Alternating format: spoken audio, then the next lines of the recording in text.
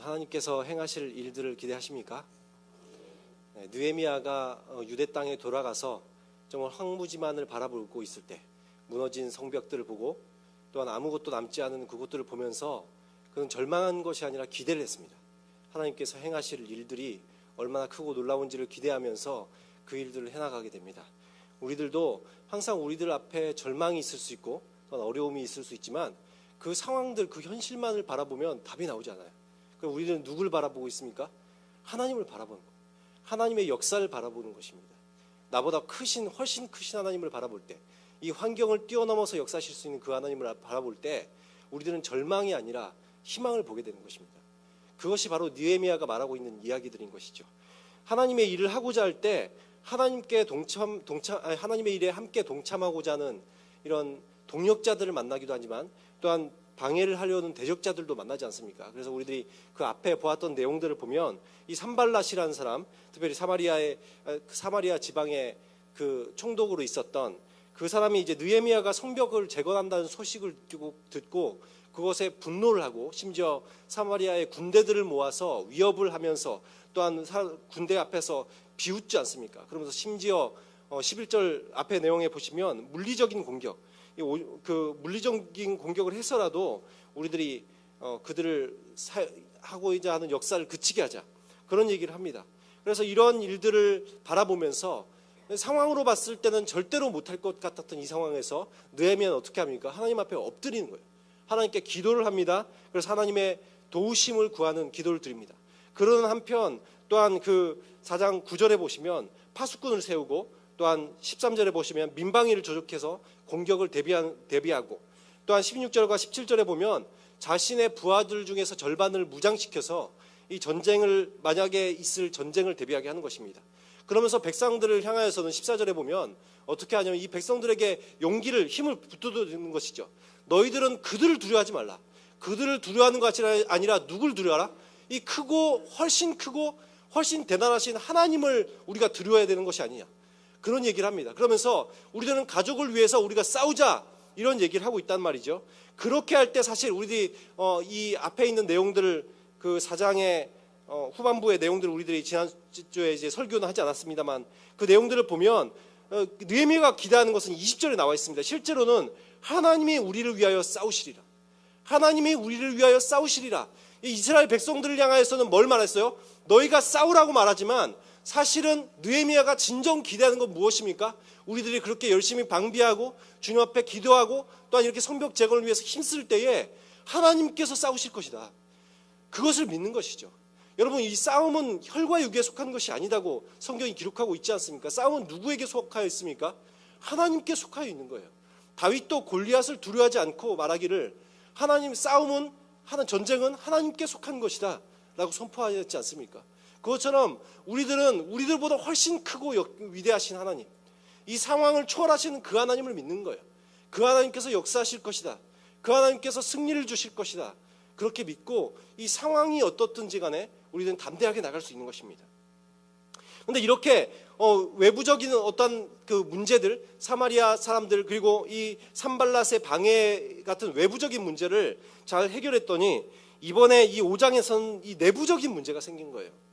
어떤 문제가 생겼습니까? 1절 말씀을 보시도록 하겠습니다. 1절 말씀에 보면 이 백성들이 원망을 하기 시작하는 것입니다. 왜 원망을 하죠? 이 가정에 경제적인 위기가 있는 거예요.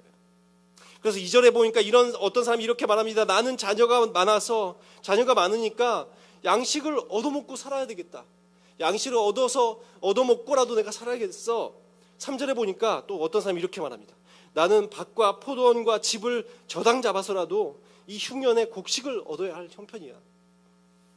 4절에는 또 이런 말을 하죠. 어떤 사람이 나는 왕에게 세금을 바치려고 밭과 포도원으로 빚을 냈어. 여러분, 얼마나 암담합니까? 5절에는 심지어 이렇게 얘기합니다. 우리의 몸도 그들의 몸과 같고 우리의 자녀도 그들의 자녀와 똑같은데, 여러분, 내가 이 어려움을 겪고 있는 이 사람들도 똑같은 인격체 아닙니까? 똑같은 사람이죠. 저 부자들이나 아니면 우리들의 물건을 저장받았던 사람들, 내 것을 빼앗아갔던 그 사람들하고 똑같은 사람이라고. 똑같은 사람인데 나도 저들의 몸과 똑같은 몸이고 내 자녀도 저들의 자녀가 귀중하듯이 내 자녀도 너무나 귀중한데, 그런데 그들이 우리 자녀를 종으로 팔아버리는구나.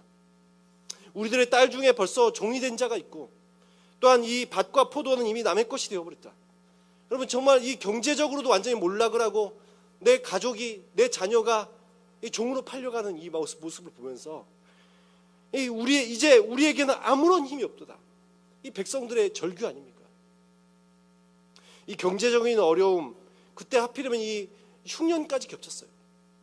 여러분, 우리가 이 북한도 이 경제적인 어려움과 또 그것에서 흉년까지 겹칠 때 얼마나 많은 사람들이 죽었는지에 대한 소식들을 우리들이 예전에 들었지 않습니까? 그것처럼 이 일어서기 어려운, 경제적으로 어려운 나라에, 그런 지방에 이 흉년까지 겹쳤으니 얼마나 고통이 심하겠어요. 먹고 살기 힘들고, 또한 그래서 어떻게든 먹고 살아보려고 이 자기의 재산을 저당 잡아서라도 밭과 포도원을 다 저당 잡히면 어떻게 되겠습니까? 내게 아닌 거예요, 이제는. 그렇게 하면서라도 양식을 얻어먹고 살아왔지만 그마저도 다 뺏겨서 이제는 아무것도 남지 않아요. 그래서 심지어 이 자녀가 팔려가고 있는 사태가 벌어진 겁니다. 6절에 이런 백성들의 이 흐느낌, 부르짖음을 보면서 이 원망의 말을 들으면서 느헤미야가 화가 나는 거예요. 흉년 속에서 이 경제적인 고통 속에서 신음하는 이 백성들을 볼 때도 너무나 안타깝고, 또한 그 와중에 또 이것을 이용해서 이득을 취해보려는 이 귀족과 관리들을 볼 때 이 화가 나는 거죠. 또 이로 인해서 하나님의 사역이 성벽을 재건하려고 했던 성벽을 이미 반쯤 이상 재건하고 있는데 또 이런 일까지도 지금 중단되게 이른 거예요. 얼마나 화가 나겠습니까? 그래서 처음에는 이 화를 내다가 7절에 이 느헤미야가 이 문제를 놓고 이제 깊이 생각에 잠긴 거예요. 이 문제를 어떻게 해결해야 되지?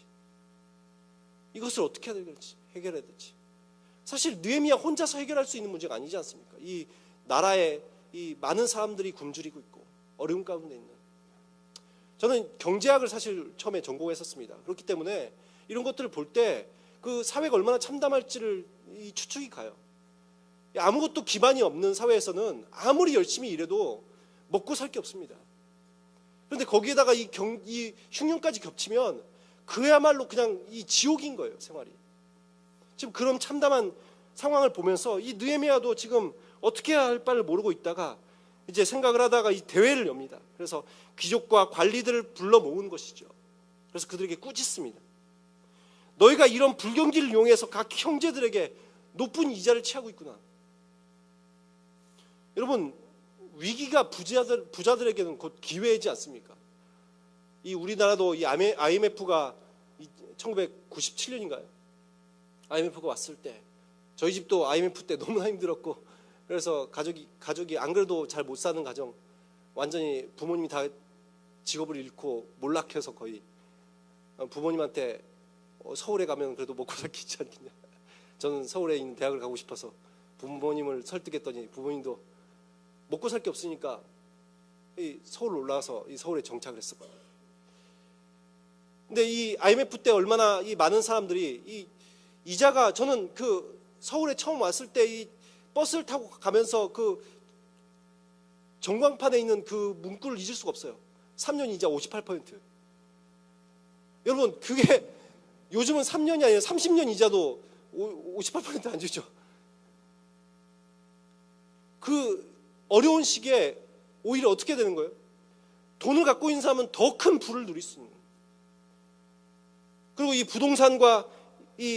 부동산도 아파트 값이 막 떨어지고 손 곤두박질 치고, 또한 주식도 완전히 휴지 조각이 돼버렸지 않습니까?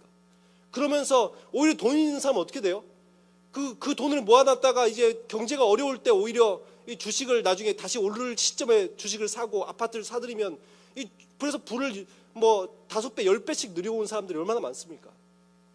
여러분, 이런 일들이 이 IMF 때도 우리나라에도 있었던 것처럼 지금 유대 사회가 이런 거예요. 이런 흉년을 이용해서 막대한 부를 축적하고 또한 토지를 빼앗고 종 삼는 사람들이 생긴 거예요. 이 사회의 모범이 되어야 될 이 귀족과 관리가 그것을 앞장서고 있었다. 오늘 성경은 그렇게 말하고 있습니다. 그들이 이 노블리스 오블리주 정신으로 사는 게 아니라 오히려 이런 어려운 시기를 이용해서 오히려 이 빚지려고 하는 사람들, 이 굶어 죽어가는 사람들이 나 이 바지라도 저장 담을 테니까 제발 먹을 양식 좀 주세요. 그것을 더욱더 높은 이자를 취하면서 심지어 그것을 못 갚으면 이제 토지를 빼앗고, 토지로 안 되면 네 딸 내놔, 가족을, 자녀를 빼앗고, 지금 이런 꼭 악덕 사채업자 같은 이런 횡포를 주도하고 있었던 것이 그 당시의 관리들과 이 지금 귀족들이 이렇게 했다, 이렇게 얘기하는 것이죠. 그래서 이런 일들을 보면서 느헤미야가 그런 얘기를 합니다. 얼마나 이 유대 백성들에게 막 대하고 있습니까? 그들의 인격체로, 어떤 사람의 존엄적 가치로 대하는 것이 아니라 그들을 완전히 물건 취급하는 그 귀족들을 바라보면서 느헤미야가 그 얘기를 하는 거예요. 이 유대 백성들, 너희들이 그렇게 막대하고 너희들이 종 취급하는 그 유대인들, 너희 백성, 이 동족들, 그 사람을 우리가 얼마나 힘들게 건져냈는지 알고 있냐? 지금 그 얘기를 하는 것이죠. 이 유대가 어떻게 됐습니까? 이 계속된 그 이전부터 오랫동안 계속된 전쟁이 있었고, 그러면서 바벨론에게 결국 멸망을 당하면서 바벨론에 포로로 끌려가고 이제 정권이 페르시아로 바뀌었습니다. 나라는. 근데 페르시아에서 겨우 그 가운데 이 유대에서 이런 영향력 있는 사람들, 느헤미야 같은 일부 애국주의자들이 자기의 사재를 털어서, 자기의 노력을 해서 굉장히 힘들게 이방인의 손에 팔린 노예로 전락해버린 그런 동족을 구하기 위해서 힘을 다했다고 표현하고 있어요. 자기가 어떻게 하면 내 동족을 좀 구원할까? 그래서 남들의 노예로 팔려간 그 사람에게 내가 이 유대 동족, 내 동족인데 이 사람 나한테 주세요 하고 돈을 주고 지급하고 그 사람 한 명씩 사오고, 그렇게 해가지고 겨우 사람들 다시 당신 고향으로 돌아가서 사세요, 자유인이 되게 해줬단 말이에요. 마치 우리 영화의 신들러 리스트, 여러분 영화 다들 뭐 많이 아시죠? 한 사람 한 사람 자기의 돈으로 사람을 사서 자유인이 되게 했던 그것처럼 8절에 그렇게 얘기하고 있는 거예요. 느헤미야가 자기들은 이방인의 손에 팔린 이 노예로 전락해버린 동족을 구원하기 위해서 힘을 다해서 대가를 치르고 자유를 주고 고향으로 돌려보냈다는 거예요. 그런데 이 관리들, 이 귀족들 향해서 당신들, 여러분들은 지금 무엇을 하고 있습니까? 우리들이 그렇게 힘들게 동족들을 구원해 놨더니 여러분은 지금 동포를 팔고 있는 것입니까? 그것도 심지어 같은 동족끼리 노예 거래를 하고 있다고요. 이 말하니까 이 귀족과 이 관리들이 양심의 가책을 느끼고 할 말이 없는 거예요. 자기들도 사실은 똑같은 처지였잖아요. 자기들도 똑같은 처지였어요. 똑같이 노예로, 이 바벨론의 노예로 끌려갔다가 풀려난 처지인데, 자기들은 남들보다 좀 돈 많다고, 자기들은 남들보다 좀 권력이 있다고, 이런 어려운 기회를 틈타서 오히려 사람들을 압제하고 어렵게 만드는. 그러면서 9절에 느헤미야가 이렇게 말합니다. 여러분의 소행이 선하지 못합니다. 여러분의 소행이 선하지 못합니다. 그러면서 두 가지를 생각해 보라고 말하는 것이죠. 첫 번째로 이렇게 말합니다. 이방 사람들의 비방을 생각하고, 이방 사람들의 비방을 생각하고, 무엇을 말합니까? 여러분의 행동, 내 행동이 이방 사람들의 눈에 어떻게 보이겠습니까? 여러분들이 지금 하고 있는 행동이 저 하나님을 믿지 않는 사람들의 눈에 어떻게 비추겠습니까? 여러분, 그것을 생각해야 되지 않습니까? 하나님의 백성이라더니 우리와 똑같구나. 믿는 사람들이 더해. 여러분, 우리들이 이게 듣는 소리가 아닙니까? 제가 얼마 전에 같이 이야기하다가 이런 얘기를 들었습니다. 이 가게에서 이 물건을 터무니없게 깎는 사람들이, 이 교회 사람들이 많이 그런다. 그래가지고 어떤 가게는 심지어 권사 출입 금지 부정한대요. 권사님들이 그렇게 금액을 깎는데요. 우리 성원교회 권사님들은 이렇게 정당한 대가를 지불하려고 하시죠. 이게 얼마나 이 부끄러운 일입니까? 이 가게마다 이 기독교인이 오면은 반기는 곳이 아니라 이 권사 출입 금지, 기독교인 오지 마세요, 이런 사회가 돼서는 되겠습니까? 세상 사람들의 눈에 우리들이 어떻게 보이냐는 거예요. 기독교인이 어떻게 보이느냐. 지금 느헤미야는 그걸 말하는 거죠. 이방 사람들의 비방을 생각해라. 너희들의 행동이 이방 사람들이 비방하는 행동 아니냐. 하나님을 믿는다는 백성이 그래서 되겠냐. 그것을 생각하라는 것이죠. 세상이 나를 어떻게 보는가? 하나님 백성답다고 할까? 아니면 세상과 똑같다고 말할까?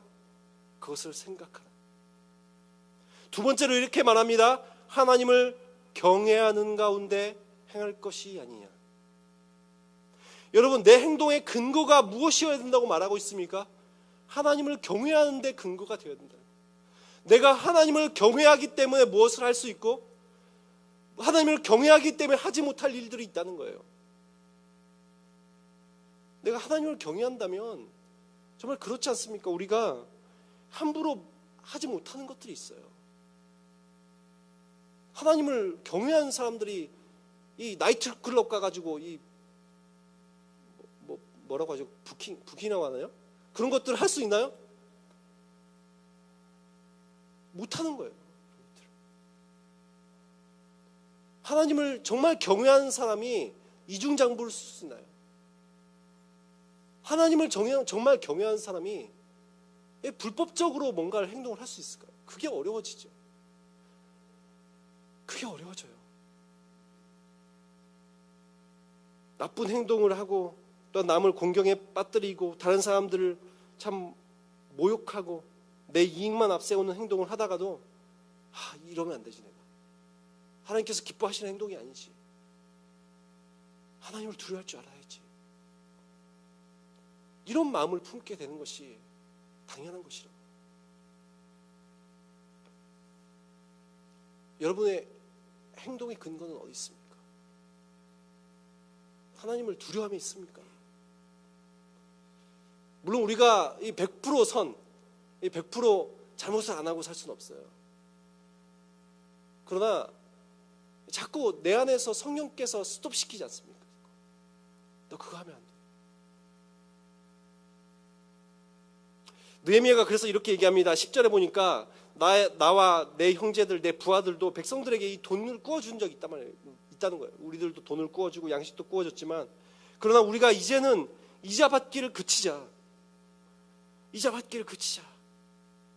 11절에 너희가 오늘이라도 그들의 일터와 집과 구워준 양식, 돈 중에서 일부는 다시 돌려주라 라고 얘기를 하죠.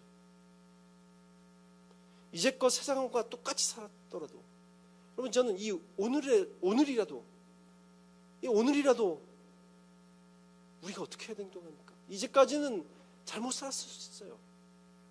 여러분, 저는 여러분을 정죄하려고 서 있는 것이 아닙니다. 저도 똑같이 살아왔고, 그러나 우리가 무엇을 해야 됩니까? 이 말씀에 접할 때 오늘에라도 멈출 줄 알아야 되는 거예요. 내가 이제까지는 이렇게 살았다 할지라도 오늘이라도 그래, 하나님께로 돌이켜야지. 내가 이렇게 살면 안 되지. 여러분, 이렇게 얘기하니까 12절에 이 유대 백성들이, 유대 이 관리들과 귀족들이 이렇게 말합니다. 당신 말씀대로 하겠습니다. 우리들이 다 이 돌려보내고 또한 아무것도 요구하지 않겠습니다. 느헤미야가 그러니까 이 제사장들 앞에서 그들 앞에 서약하게 하는 거예요. 맹세하게 하는 거예요. 그러면서 말하기를 13절에 이렇게 말합니다. 이 옷자락을 털면서 이제 보여주는 거죠. 이게 옷자락을 탁 털면서 마치 이 옷자락이 털리는 것처럼, 이 말대로 안 하는 사람, 이 약속을 안 지키는 사람은 하나님이 이처럼 너희들의 집과 산업을 이렇게 하실 것이다. 털어버리실 것이다. 그래서 빈손으로 돌아가게 하실 것이다. 그 얘기를 하니까 이 회중들이, 이 관리와 귀족들이 다 아멘하고 하나님을 찬송하고 말한 대로 행하였더라. 이것을 보면서 그래도 유대 사회에 희망이 보이는 거죠. 사람들이 아무리 얘기해도 듣지 않는 백성이었는데, 이전까지는. 근데 유대 백성이 어떻게 변한 거예요? 이 포로 생활을 접하고 나서는 다시 돌아왔을 때는 그래도 사람이 약간 변했어요. 어떻게 해요? 말씀을 들을 줄 알게 됐어요. 내가 그래 잘못했지. 우리가 그렇게 하겠습니다. 아멘 하면서 하나님을 찬송하고 있는 모습들이 나오고 있습니다. 그러면서 이제 이 14절부터 19절의 내용은 이 느헤미야가 지금 성경을 쓰고 있는 이 시점에서 과거의 일을 회상하면서 지금 이야기를 하는 거예요. 페르시아에 이미 돌아왔을 때이겠죠. 그럼 성경을 기록하면서 그때 일을 회상하기를, 그때 어떻게 했어요? 이 귀족과 관리의 횡포를 책망했었다는 거죠. 그 10몇 년 이상의 전에 그렇게 했던 성벽 재건이 있을 때 귀족과 관리들을 책망했었지 않습니까? 그럼 자기는 과연 어떻게 했냐? 이 유대에서 12년 동안 이 총독 생활을 하거든요. 이 성벽 재건을 위해서 내려왔지만 성벽 재건을 하고 그 위에 또 이 유대 사회를 수습하고 이 그 영적으로는 이 에스라가 부흥시켰지만 유대 사회를. 그러나 지금 이 느헤미야는 또 뭘 하고 있는 거예요? 이 행정적이고 그 국가의 어떤 산업적인 것들 또한 이런 그 기반 산업들 이런 것들을 이 부흥시키러 온 거예요. 우리들의 육체적인 것들, 물질적인 것들. 그래서 그런 일들을 감당하기 위해서 12년 동안 여기서 총독으로 지냅니다. 그러고 나서 나중에 다시 페르시아로 돌아가게 되는데 그러면서 이제 그것을 생각해 보는 거예요. 나는 총독으로 12년 동안 재임하는 동안 어떻게 행했냐? 하나님의 백성으로서 또 관리로서 나는 어떻게 행했냐? 자신도 이 하나님의 말씀대로 행했다는 거예요. 난 이 노블리스 오블리주의 정신처럼 마치 나는 그렇게 행했다. 그렇게 말하고 있는 것입니다. 14절에 보니까 나와 내 형제들이 총독의 녹을 먹지 아니하였다. 여러분 이 당시의 총독은 국가에서 이 돈이 이렇게 나와가지고 내가 월급을 받는 생활이 아니고 이 내가 다스리고 있는 지역 있잖아요. 그 지역에서 세금을 걷어요. 세금을 거두면 그 세금 중에서 자기가 받을 봉급들, 그다음 자기 부하들에게 줄 돈들 이것들 다 계산하는 거예요. 그리고 이제 이 지역을 운영하는 운영 자금으로 쓰고 일부는 또 이 페르시아로 보내지 않겠습니까? 그러기 위해서 이제 세금을 걷는데 이 지역 주민들한테 세금을 걷는 거잖아요. 유대 총독으로 왔으니까 누구한테 걷어야 돼요? 유대 백성들에게 지금 세금을 걷는 거예요. 그래서 그 세금을 거둔 거 가지고 자기와 자기를 따르는 많은 부하들이 있을 수십 명, 수백 명의 부하들이 있을 거 아니에요? 그 부하들한테 다 월급을 나눠준단 말이에요.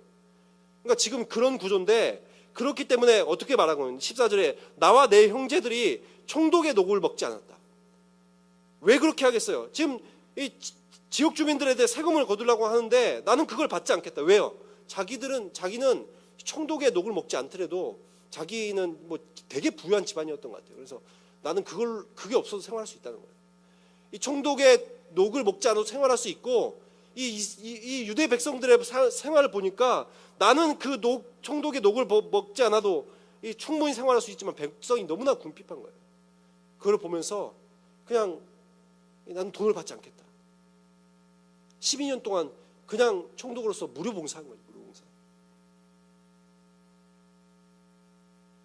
그러면서 15절에 보면 이런 내용이 나와 있습니다. 앞선 총독들이 어떻게 했는지에 대해서 얘기를 하죠. 앞선 총독들과 지금 자기는 전혀 다른 행동을 하고 있는데 앞선 총독들은 이렇게 행했다는 거예요. 백성들에게 무엇을 받습니까? 양식과 포도주와 은 40세겔씩 부담시키는 거예요. 그런데 자기만 이렇게 세금을 걷는 게 아니라 심지어 자기 부하들, 자기 밑에 있는 뭐 장교들 이런 사람들 있을 거 아니에요, 그렇죠? 신하들 이런 사람이 어떻게 하는 거예요? 개별적으로 또 이 백성들에게 압제를 하는 거예요. 이전까지 있었던 총독들이 했던 행위가 그렇습니다. 총독은 총독대로 세금 걷지, 관리들은 또 이 총독의 부하들은 또 와가지고 집집마다 또 따로 돈을 걷어가지. 얼마나 생활이 궁핍해지겠어요. 그러니까 아까 얘기한 것처럼 이 자기 땅을 저당 잡히고서라도 세금을 낼 수밖에 없는 상황. 그런 상황이었지 않습니까?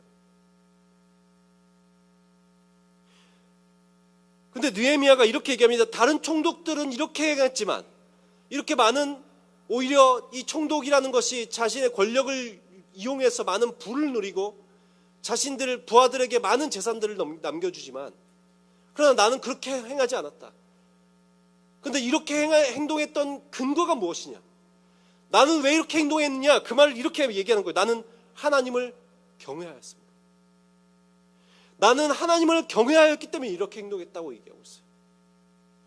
아까 얘기했던 귀족들과 또한 이 관리들에게 했던 말 아닙니까? 하나님을 경외함으로 행할 것이 아니냐? 너희들의 행동의 근거가 하나님을 경외함이 되어야 되지 않느냐? 그렇게 얘기를 했었는데 지금 느헤미야는 스스로 자기가 총독으로서 그 본을 보여준 것이죠. 하나님을 경외함으로 자기는 이런 행동을 하지 아니하였고 16절에 오로지 한 것은 무엇입니까? 성벽 공사에 힘을 다했다는 거예요. 그 와중에 부동산 투기의 이득을 취하지 않았다는 거예요. 부하들에게도 일만 시켰지 너 여기서 함부로 이득 취하지 마. 우리 그러려고 여기 온 거 아니야.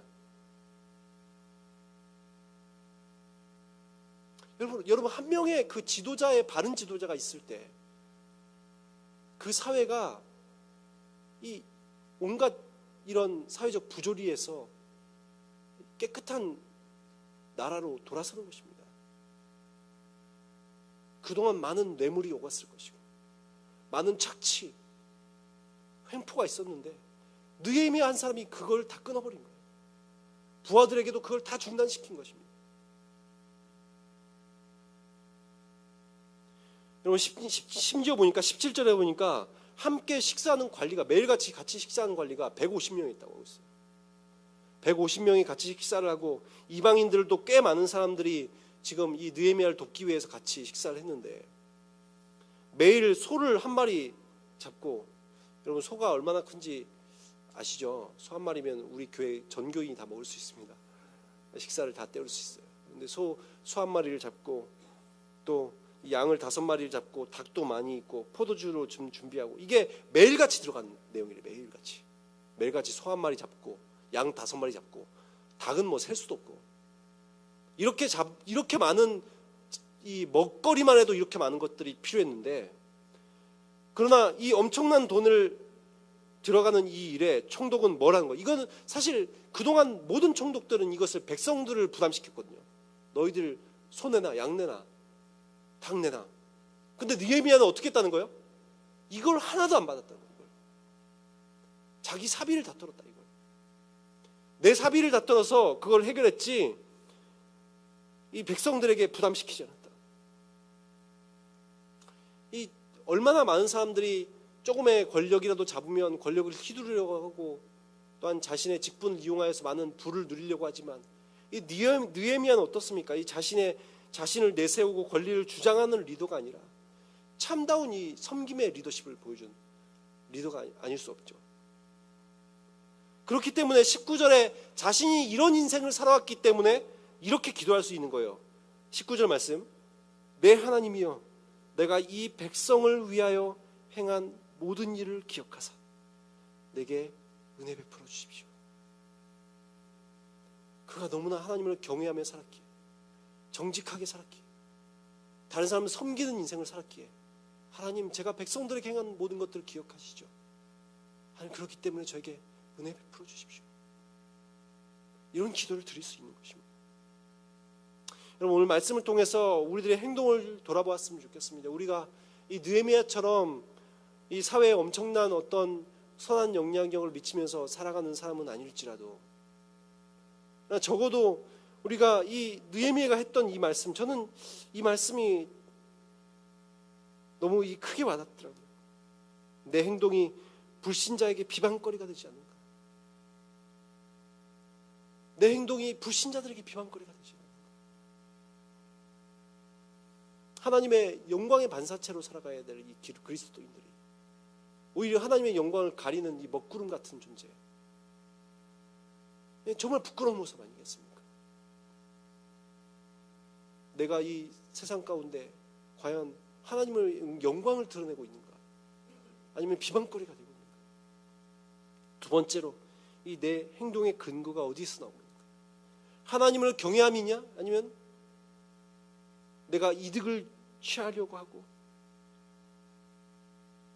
내 유익을 위해서 모든 것들을 판단하고 생각하는가? 하나님을 경외함이냐? 9절 말씀 저희들이 한번 마지막으로 읽고 마쳤으면 좋겠어요. 9절 말씀 좀 띄워주세요. 9절 말씀이요. 네, 성경책 다 있으시죠? 이제 보고 한번 함께 읽도록 하겠습니다. 시작. 내가 또 이르기를 너희의 소행이 좋지 못하도다. 우리의 대적 이방 사람의 비방을 생각하고 우리 하나님을 경외하는 가운데 행할 것이 아니냐. 이 9절의 말씀을 우리들이 생각하시면서 불신자의 비방거리가 되지 않는지, 하나님을 경외함으로 우리들이 행동을 하고 있는지, 이 두 개의 말씀이 늘 생각하면서, 내가 이 나에게 주신 말씀이라고 생각하면서 늘 우리가 이 두 가지를 생각하며 살아갈 수 있는 저와 여러분이 되시기를 예수 그리스도의 이름으로 축원합니다. 저희들 찬양 드리시고 기도하도록 하겠습니다. 내가 또 이르기를 너희의 소행이 좋지 못하도다. 우리의 대적 이방 사람들의 비방을 생각하고 우리 하나님을 경외하는 가운데 행할 것이 아니냐. 이 두 가지를 우리들이 생각해 보았으면 좋겠습니다. 내가 이방 사람들, 이 불신자들의 눈에 비방거리가 되고 있지는 않습니까? 또한 우리가 정말 모든 행동의 근거가 하나님을 경외하는 가운데 나오고 있습니까? 내 행동이 정말 불신자들 눈에 어떻게 비치겠는지, 또 내 행동이 하나님을 경외함에 근거하여 나온 행동인지 우리 살펴보시면서 세상에 본이 되지 못하고 또한 하나님을 경외함으로 행동하지 못하는 것들이 있다면 이 시간 주님, 저희들이 이렇게 잘못 살았습니다. 아버지, 정말 우리들이 하나님 말씀대로 살고 하나님을 경외하는 가운데 행동했어야 될 것인데 그렇게 살지 못하였습니다. 회개하시고 오늘 말씀처럼 오늘부터라도 주님, 이제 세상 가운데 본이 되기를 원합니다. 하나님의 영광의 반사체로 살아가기를 원합니다. 하나님의 영광을 드러내기를 원합니다. 아버지, 세상을 향하여서 비방거리가 되는 것이 아니라 아버지, 오히려 세상에 우리를 칭송할 수 있기를 원합니다. 아버지, 하나님의 영광을 우리들의 모습을 통해서 보게 되기를 원합니다. 이런 마음으로 우리 기도하시고 또한 우리들의 행동의 근거가 하나님을 경외함으로 행동할 수 있도록 인도하여 주시옵소서. 함께 그런 마음으로 주여 한번 외치고 기도하도록 하겠습니다.